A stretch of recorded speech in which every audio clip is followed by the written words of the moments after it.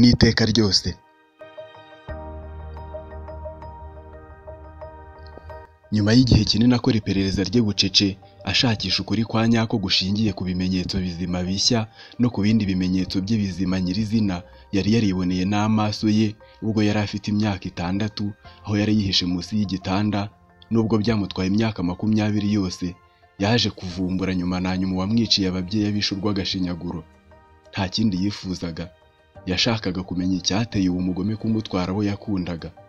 Umwicanyi akibona uwo mwana w'umukobwa w'imyaka 26 no kumenya uwo ari we, yashatse nawe kumunyuza mu byoya, ariko asanga umukobwa ataragafu k'imvugo rimwe, kuko yari amaze imyaka yose anakora imyitozo mu mirwanire y'ubwoko bwose ndetse no gukoresha ibirwanisho by'amoko atandukanye. Hasi hejuru, umugabo w'imyaka 60 ari kurwana nk'umusore w'imyaka 25 n'umukobwa w'imyaka 26, bararwana barakutana rubura gica. Birangira Claire abashije kuzirikanya mugabo nyuma yo kumukomeretsa umuzi wo mu nyonga y'itako no kumuvuna igufwa ryo mu gatsinsino, atangira kumubaza icyamuteye gukora ibyo yakoze. Mbere yuko dukomeza iyi nkuru, reka mbanze nkubwire n'iyi ngiyi gatoya, turaza kureba aho zombi zihurira.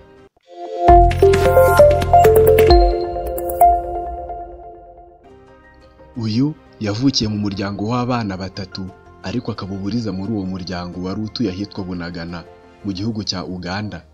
Yahoraga yibaza impamvu se atari we perezida w'igihugu cyabo, cyangwa ngo abe ari umwe mu bantu batunze ibya mirenge mu gihugu cya Uganda. Akanibaza impamvu buri gihe bagombaga guhora barya ari uko ababyeyi be biyushya kuya. Ku myaka 7, ababyeyi bamutangije ishuri ribanza ryaho i Bunagana. Yandikaga mu makaye ahendutse cyane, amakaramu ye nayo yagera ku ishuri agasanga niwe ukoresha amakaramu mabi hanyuma y'ayabandi. Yirukanwe inshuro nyinshi ku ishuri azira gukubita abagenzi be no kubambura ibikoresho by'ishuri byabo. Ibyo byatumye asibira inshuro nyinshi ku buryo yamaze imyaka 5 mu mwaka wa mbere w'amashuri abanza. Ageze mu mwaka wa 2, yakomeje kurwana n'isomo ry'imibare, ariko kwiga bigakomeza kumubera nk'umuravumba. Yaje kuva mu ishuri, iwabo bamuhatira kwiga ngo wenda azaba ari uzahura umuryango wabo mu bukene, ariko arabasubiza ati iriya minyagwa y'imibare ntabwo izongera kumena umutwe ukundi. Aho kumeneka umutwe ngo ndiga, ngiye guhitamo kuwuteka.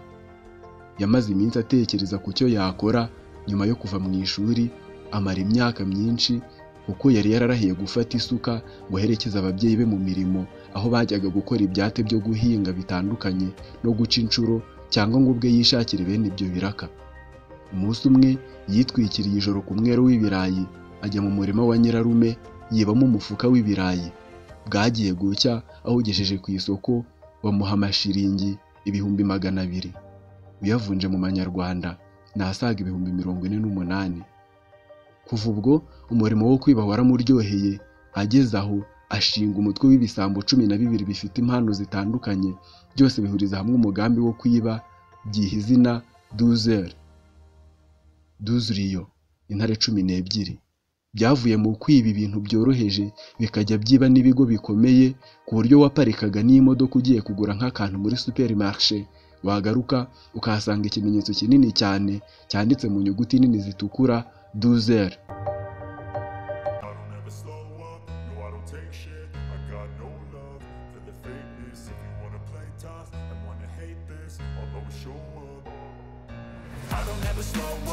Abo biyise 12 Rio cyangwa se intare 12 bakomeje kwiba karahava, ndetse iyo bakwibaga ukagira amahirwe yo kubaca iryera, sinzi niba twayita amahirwe cyangwa twabyita ibyago, bagucaga umutwe, ku buryo barinze gusaza no gupfa bakiba bakanica, ariko nta muntu n'umwe wigeze ubafata. Bigwijeho imitungo utabara. Kuki ubundi abantu benshi mu bakora amabi usanga babayeho neza, kandi abo banyagwa bakaba ari nabo usanga barama?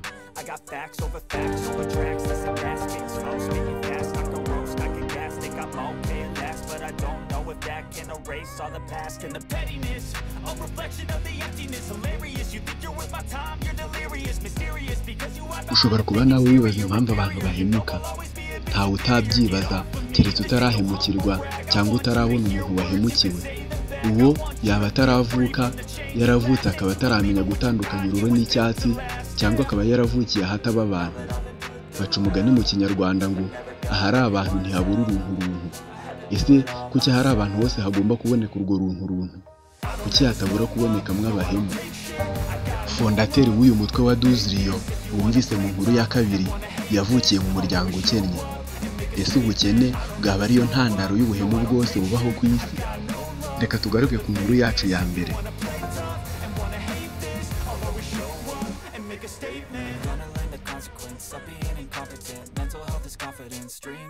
Claire yakomeje guhata umwicanyi amubabaza birangira amuhaye amakuru.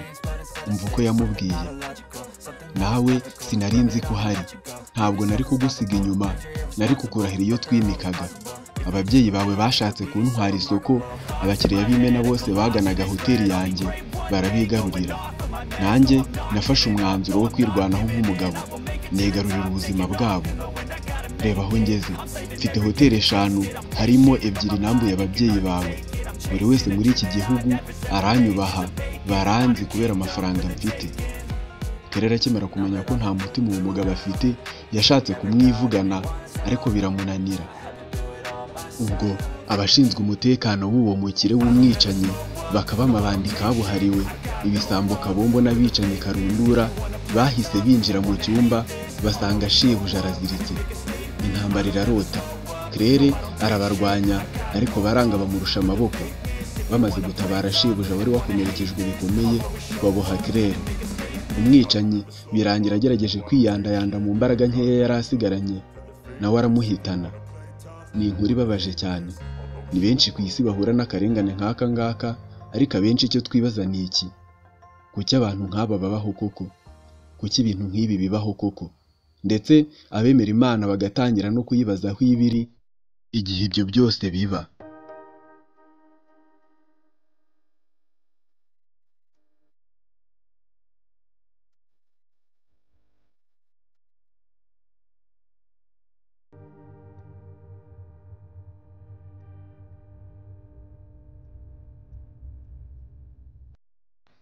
Abenshi ku isi bagira imyemerere ibabuza gukora ikintu runaka, cyangwa se bashishikariza ikanabahatira gukora ibindi bintu runaka no kubyizirikaho, bitewe n'uko ngo Imana izabahembera ibyiza bakoze, ikanabahanira ibibi bazaba barakoze. Ibi akenshi bigashimangirwa n'inyigisho zitangwa n'amadini runaka twayobotse, dusengeramo, cyangwa se umuco w'igihugu runaka tubamo.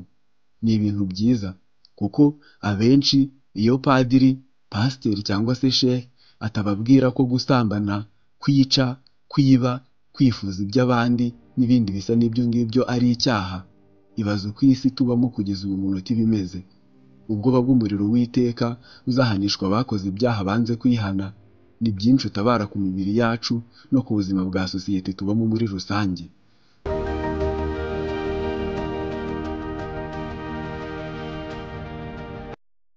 Yego nibyo, umubare munini w'abantu birinda gukora ikibi babyirinda kubera ko bemera Imana, ariko yaba uwemera Imana cyangwa se utayemera, iteka iyo agiye gukora ikintu kibi amenya ko ari kibi bitewe n'uko we yiyumva. Ibyo byiyumvo bikubwira ko ikintu ari kibi, iyo ubyirengagije ukarenga ukagikora, wumva umutima ugucira urubanza, ukumva umutima uragukomanga. Iryo jwi risa n'irikuvugiramo rikubwira ko icyo ugiye gukora ari kibi, cyangwa se ko icyo wakoze ari kibi, umutima ukakurya, niryo bita umutimanama, conscience. Gusa hari abakora ibibi ukabona ntacyo bibabwiye, ukabona rwose ni nk'aho bo uwo mutimanama ntawo bagira, conscience. Ese bigenda gute kugira ngo umuntu agere kuri urwo rwego? Umuntu agera kuri urwo rwego iyo umutimanama we wangiritse ukagera aho upfa. Ese umutimanama w'umuntu wangirika ute? Upfa ute?